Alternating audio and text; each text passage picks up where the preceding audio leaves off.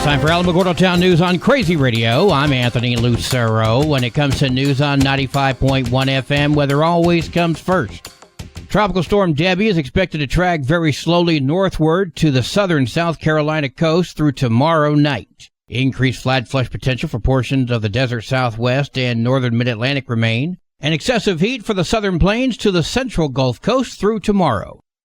Closer to home, similar patterns over the area through the week with temperatures slightly warming up. There's some isolated thunderstorm chances over terrain west of the Continental Divide.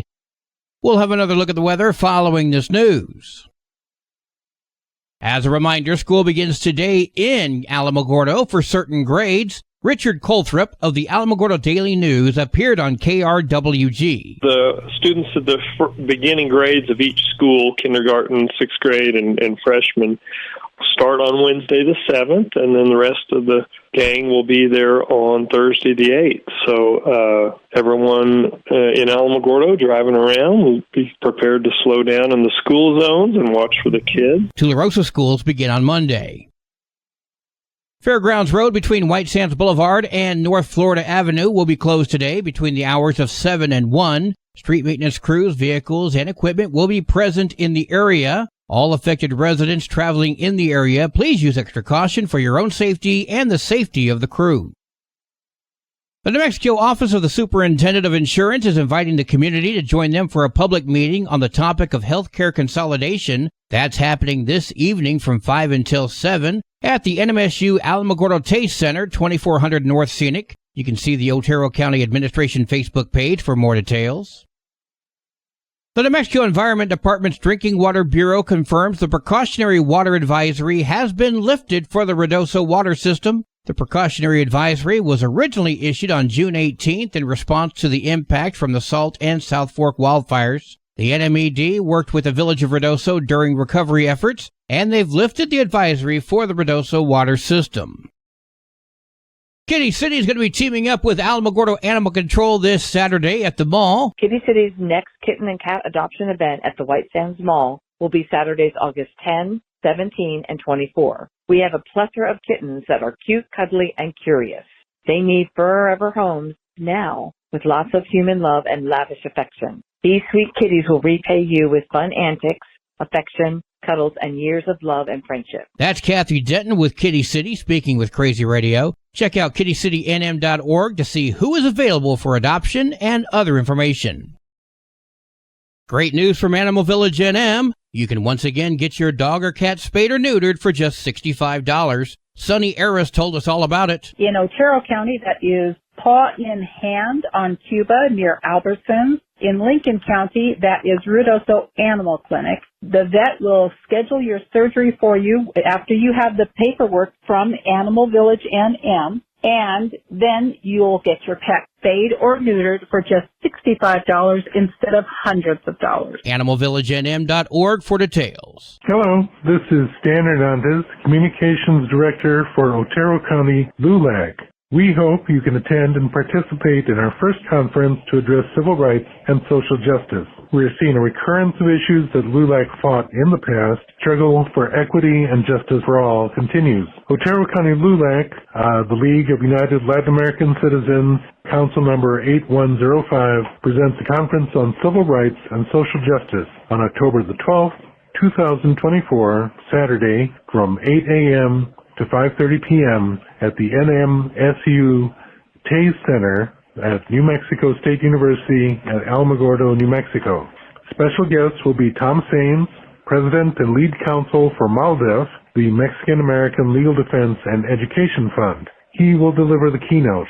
Also, Cynthia Orozco, Professor Emeritus at ENMU Ruidoso, Eastern New Mexico University. She is the internationally acclaimed author of No Mexicans, Women, or Dogs Allowed, The Rise of the Mexican-American Civil Rights Movement, which traces the rise of LULAC and other civil organizations. And Javier Marrufo, a doctoral candidate at WNMU, Western New Mexico University, will speak on the topic, Why is History Important? Otero County LULAC is asking for donations to assist with our first conference. $25 would be greatly appreciated. For more information on where to mail checks, please contact us at oterocountylulac@gmail.com. Again, that is Otero County LULAC, all written together as one word, at gmail.com. And we thank you for your attention to this subject. Chris Rupp tells Crazy Radio that Tularosa is planning on the first Christmas Bazaar and Light Parade this year. We have planned just a fun-filled day for the family. We are going to be starting our day out with a Christmas Bazaar starting at 9 a.m. It will last until 5 p.m. It's going to be located there on Granado Street in the business district. That event is free for everyone to attend. We do have vendor applications still available if any vendors are interested in participating. At 6 p.m., we will have our very first Christmas light parade here in Tularosa. Any and all community members come and participate in this Christmas light parade. We want to also extend out our invitation to the surrounding communities, again, because we're trying to bring everybody together.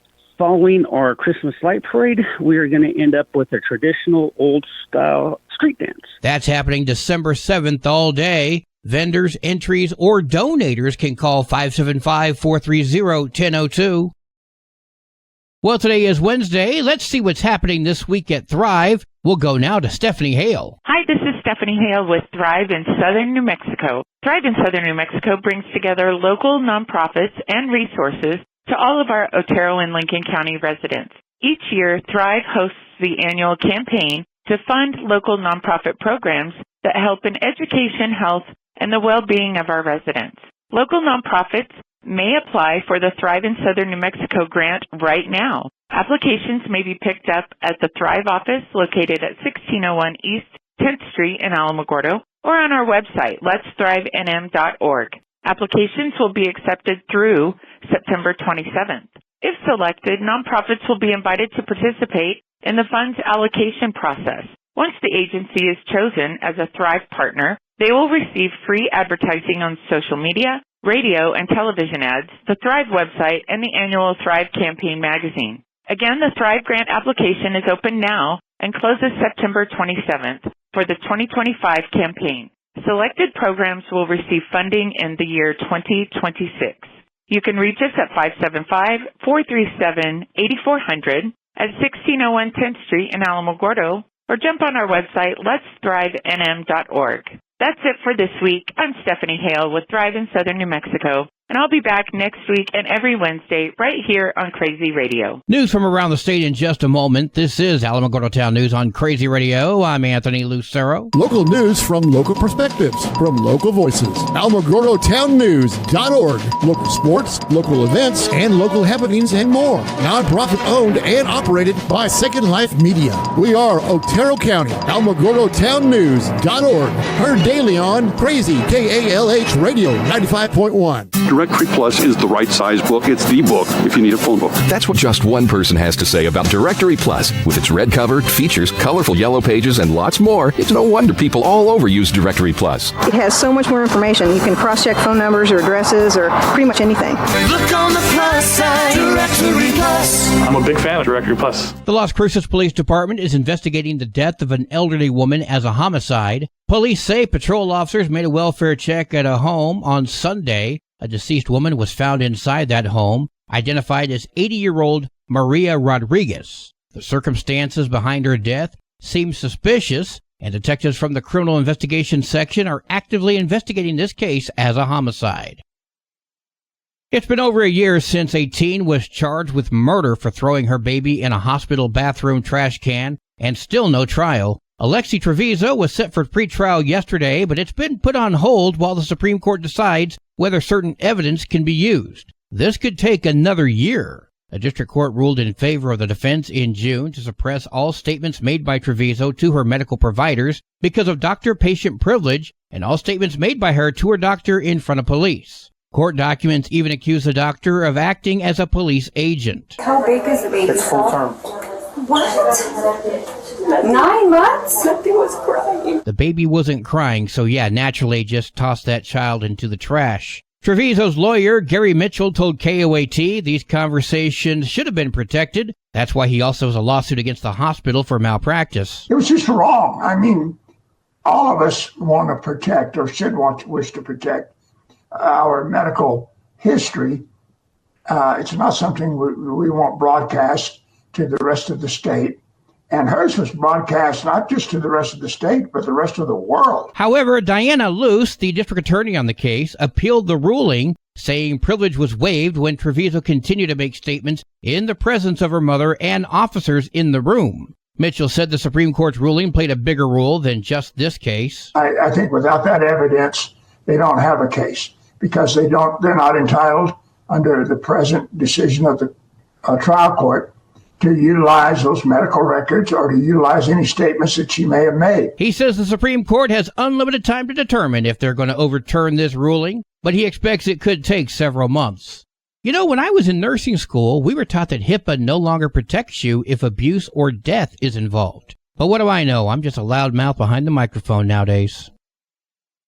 More than 50 criminal cases in northern New Mexico are at risk of being dismissed after the primary officer in those cases is facing charges of his own. 4th Judicial District Attorney Thomas Clayton explained to KRQE. About a week or so ago, that complaint was filed, and at that point in time, we looked at to determine what cases our office is prosecuting where Mr. Padilla is the primary officer. San Miguel County Sheriff's Office Deputy Justin Padilla is facing criminal charges after court documents state he held down a woman at a party at his home in 2023 while she got beat up. Now some of his cases, many of them drug-related, are now in limbo and may never move forward. At the moment, those cases have been dismissed. Now it's just a waiting game. I'm hopeful that, I'm not happy that I have to dismiss 50-plus cases.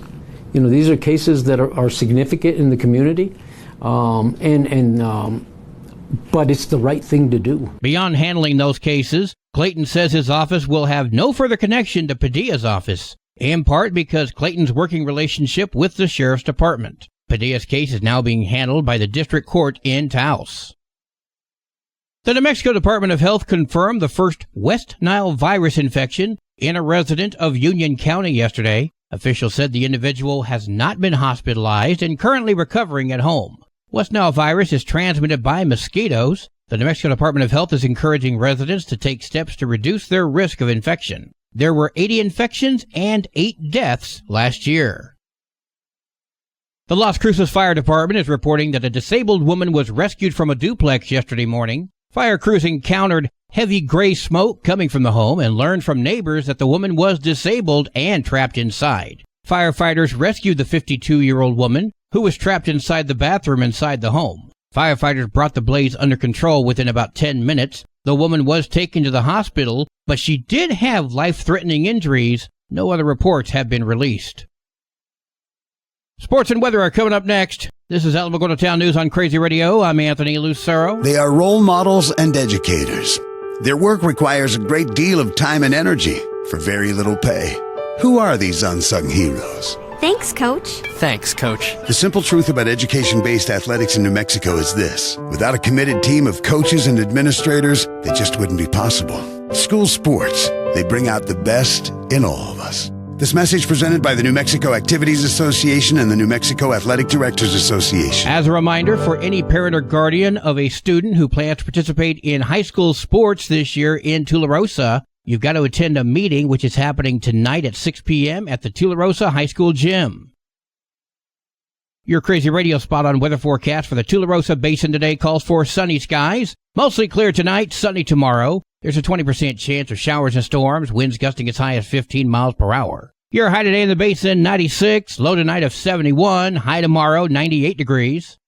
In Cloudcroft, mostly sunny skies today with a 20% chance of showers and storms, winds gusting as high as 14 miles per hour. Mostly clear skies tonight, winds gusting as high as 17. Mostly sunny tomorrow with a 30% chance of showers and storms, winds gusting as high as 17. Your high today in Cloudcroft, 75, low tonight of 54, high tomorrow, 76 degrees. Local breaking news can be found on our website, alamogordotownnews.org, and learn more about Crazy Radio by visiting KALHradio.org. Also, check out the Crazy KALH Radio YouTube channel. That's where we post our daily newscasts, complete interviews, and other information which concerns everyone in the Tularosa Basin. Be sure to give this video a like and subscribe to our channel if you've not done so already. That way you too can remain informed of the goings-on in the Tularosa Basin. That concludes today's edition of Alamogordo Town News on Crazy Radio. I'm Anthony Lucero.